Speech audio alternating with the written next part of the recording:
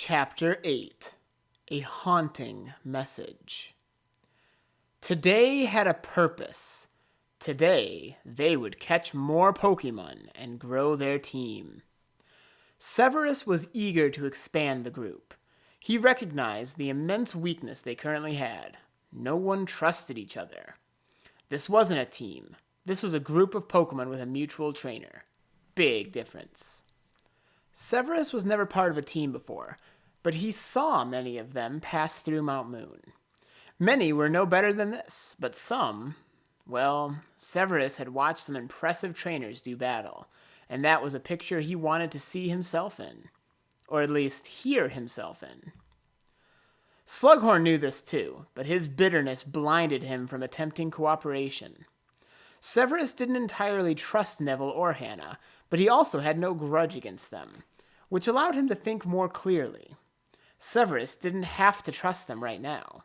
He had to understand them, figure out what made them tick. Then, if he was lucky, find a way to align their goals and get cooperation. They may never be friends, and that's fine. A team doesn't have to be friends, so long as they are willing to cooperate to achieve a mutual goal.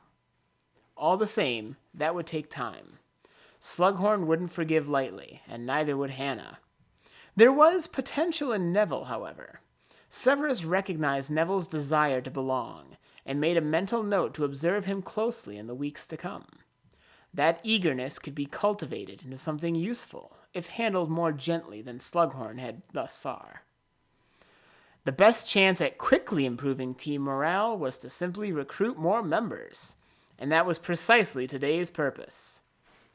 They were exploring north of Cerulean City, across the famous Nugget Bridge. It was another popular spot for trainers, so the air was bustling with the sounds of trainer skirmishes and tall grass wrestling. There was quite a commotion in the ranks as they approached the field of tall grass. Both Slughorn and Hannah followed at Edison's heel, clearly trying to be selected to help catch some new Pokemon. Neville had a different goal. He was close behind Hannah, pleading with her to stand down and let Slughorn handle it. That Beedrill had team potential, all right. Severus stayed out of it, preferring to listen from the branch of a nearby tree. Long years alone in Mount Moon taught him that you learn nothing from speaking, but much more from listening. So silence was his default state. It was more valuable to Severus to observe how this played out than it was to score points for helping it catch a new Pokemon. Finally, Neville convinced Hannah to back off, and Edison let Slughorn lead the way into the grass. It was an interesting relationship between the two Beedrill, caring and harsh at the same time. Severus imagined Hannah was the type to defend Neville relentlessly, whether he wanted her to or not. Still, she backed off when he asked. That was definitely affection in those cold eyes. They trekked through the grassy area, Slughorn at the lead. Severus heard movement all throughout this grass, but the landscape was too unfamiliar for his sonar to be of much help.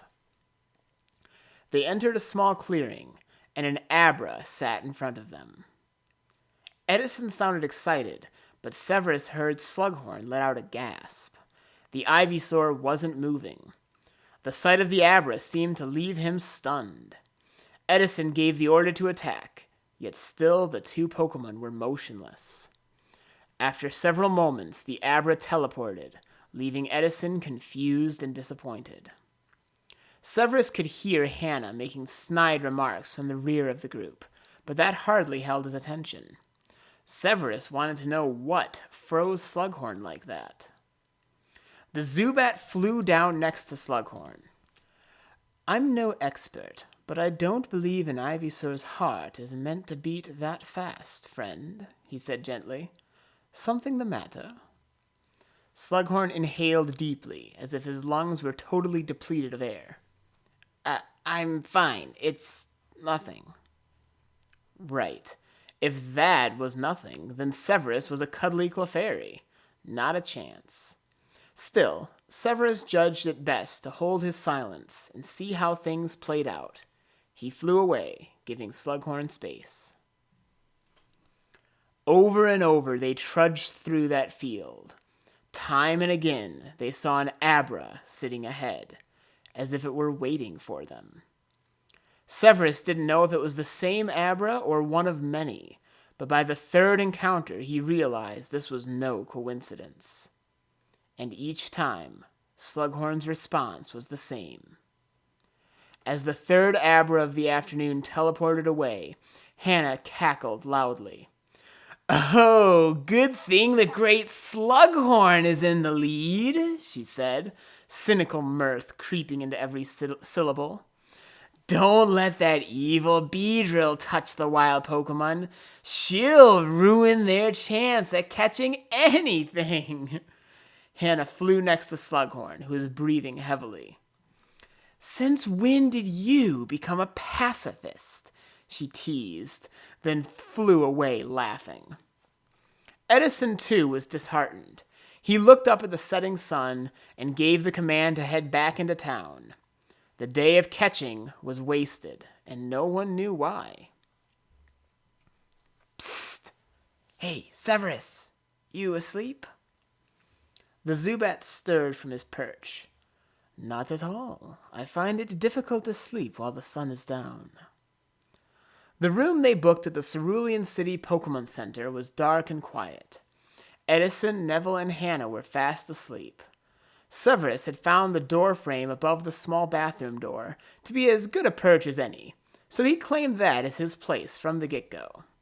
Now Slughorn was below, leaning on the door frame in the silence of the night. With so few sounds, Severus could see Slughorn's face very clearly. When it is loud and chaotic, faces are hard to read by sonar vision. But the room was still, and the only other sound was Edison snoring. Slughorn's brow was furrowed, and he looked deeply concerned. "Trouble sleeping, my friend?" Severus asked. Slughorn sighed. "Yeah, trouble sleeping." Severus waited a whole 10 seconds to see if Slughorn would say more. When he didn't, Severus decided to approach the topic. "Disturbing dreams about Abras, perhaps," he suggested. Slughorn wasn't surprised at Severus's guess. His shoulders slumped in dismay. "I'm scared, Severus. I've never been more scared in my life. Even as Buckbeak lay dying, I was filled with determination, not fear. But now, I am terrified." Once again, Severus wished for eyes. He would have raised an eyebrow if he had one. "Terrified of an Abra?" Shaking his head, Slughorn said, "Not of an Abra, of what the Abra said." Severus was confident none of the Abra muttered a word. It was highly unlikely Slughorn would hear something that Severus missed, unless, of course. "It spoke to you with telepathy," Severus said. It wasn't a question, but Slughorn nodded all the same. "It started with Dev's Abra. It spoke to me. That's why I couldn't fight it. And today, it was Abra after Abra, and they all said the same thing. That message is haunting me wherever I go, and I'm scared, Severus." Interesting. Severus had a pretty good idea what that message was, but he asked anyway. "What did they say?" Slughorn gulped. They said that I would die. Every single Abra, and every time it was the same." Slughorn turned toward Severus, his voice pleading. "But it's a trick, right? Some kind of grand prank being pulled by Dev's Pokemon? His Abra was trying to psych me out, and he sent some message to those wild Abra to do the same. That's it, right?" Doubtful, Severus thought, but he kept that to himself.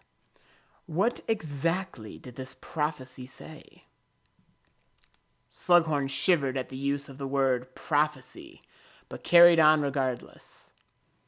"It said, 'In the Tower of the Dead, surrounded by graves, the fearless leader, the broken soldier, shall face that which can be delayed but not beaten. the fearless leader shall face his death. Severus thought these words over carefully, picking through them for hidden meaning. He found clues buried in those words, all right, but not comforting ones. He contemplated sharing this realization with Slughorn, but quickly realized that would be a mistake. Slughorn was in enough turmoil as it was, and as Severus knew his geography, they had some time before this prophecy would come to pass. "What do I do, Severus?" asked Slughorn. His voice was choked with unshed tears. Severus sighed. He didn't want to lie, but the full extent of the truth would only cause more harm. "For now, we do nothing, except what we set out to do. You should not concern yourself with this prophecy, not now. It may come to pass, or it may be as you guessed, a clever trick of your rival. But living in fear of death isn't living at all. So what do you say we forget the Abra's words and keep on living, Slughorn wiped his eyes with his vine. "I guess that's all we can do, right?" "Wrong," Severus thought dismally. "There is more we can do, all right. But the alternative may be worse than simply letting this prophecy come to pass."